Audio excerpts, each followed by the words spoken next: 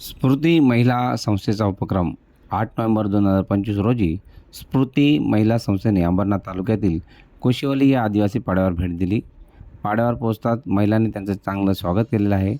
50 ते 60 महिला तिथे आल्या होत्या. शाळेतील 30 ते 35 मुले पण शाळा सुटल्यावर थांबली होती. टेबलावर सावित्रीबाई फुले व सरस्वतीचा फोटो, त्यांना हार घातले. सर्व मैत्रिणी अभिवादन केले. प्रार्थना झाल्यावर जवळजवळ सर्व शिक्षकांना, सरपंच, महिला यांना फुले देऊन त्यांचं स्वागत करण्यात आले. पाड्यामध्ये 56 कुटुंब होती. कुटुंब प्रमुख म्हणून त्या महिलेला साडी, धान्याचं किट, रवा, पोहे, गुळाची ढेप, कडधान्य आणि दिवाळीची फराळ म्हणून चिवडा व 2 लाडू अशी पाकिट वाटप केली. शाळेसाठी मुलांकरिता मोठा कॅरम, बुद्धिबळ, सापशिडी, लुडो, व्यापार, मुलींच्याकरिता दोरीच्या उड्याचे जोड असं साहित्य वाटप केले.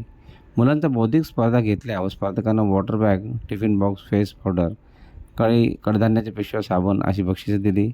शाळेत गेम आहेत, ते आपल्याला खेळायला मिळतील व आपण शिकू ही भावना मनात निर्माण झाली तर ती मुलं नियमित उपस्थित पण राहतील व शाळेची उपस्थिती वाढेल आणि मराठी शाळा बंद पडणार नाही. त्या हेतूने मुलांना या गोष्टी वाटप करण्यात आल्या.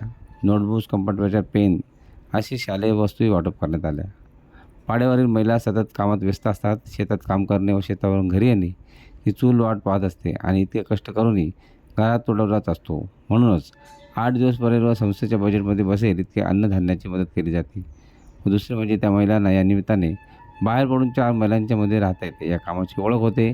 काही महिला बोलतात, अडचणी पण सांगितल्या, त्यांच्या अडचणी समजून घेतल्या. त्या मार्गावर त्यांच्या अडचणी सोडवण्याचा मार्गही शोधण्यात येईल आणि अशा प्रकारे संस्थेतर्फे जास्तीत जास्त मुलांना किंवा समाजकार्य करून लोकांना मदत केली जाईल.